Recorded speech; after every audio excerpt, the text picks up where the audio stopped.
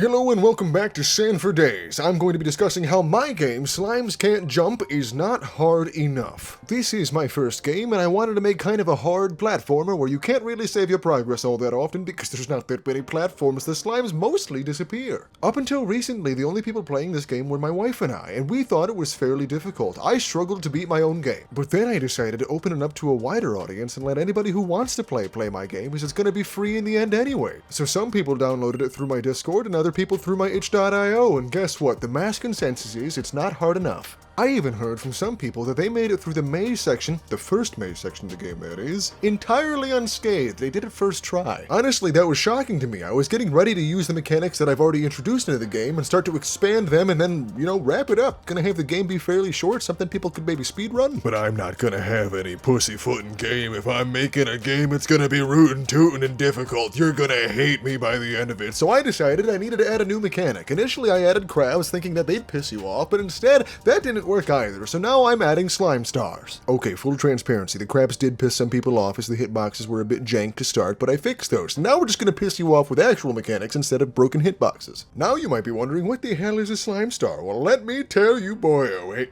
I'm sorry, or girlo, or however you identify, I respect you. Time to tell you dudes what a slime star is. A slime star is something that will instantly translocate you a fixed distance. I am able to string these together in many ways because, well, they're instantaneous. You can't tell if I just moved you halfway across the map or, where you wanted to go. Gonna be completely honest, when I started coding these, I did these off the top of my head, and I accidentally made it so all the slimes sent you to the center of the map on start. I fixed that, I figured out how to translate, and now that I know that I'm better for it. And with that said, let me show you how these stars work.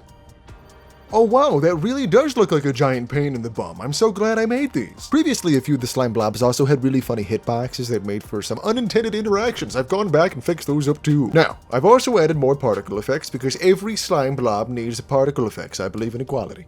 Past that, the world is quite a bit bigger than what it was. I'd say about 20% larger with a few more mechanics and a few more tweaks. Nothing really huge to report on other than the fact that I'm making it harder as I go. And to those of you who wanted to play but don't want to join my sketchy Discord, I put it up on itch.io. Just search for Slimes Can't Jump. I even made a giant... Well, it's not actually, it's quite tiny. I made a tiny little, display screen for it. Look at this Slimes Can't Jump. I made this myself. It's not a typeface. I made this. I'm pretty proud of it, honestly. But with that said, do you want to play my game? Have you played my game? Do you think my game is too hard or not hard enough? Anyway, this has been Sand for Days. I'm Course. I'll see you in the comments, and I get everywhere. Bye-bye now. 3 to the 1 to the 1 to the 3. I like my slimes and I like good tea.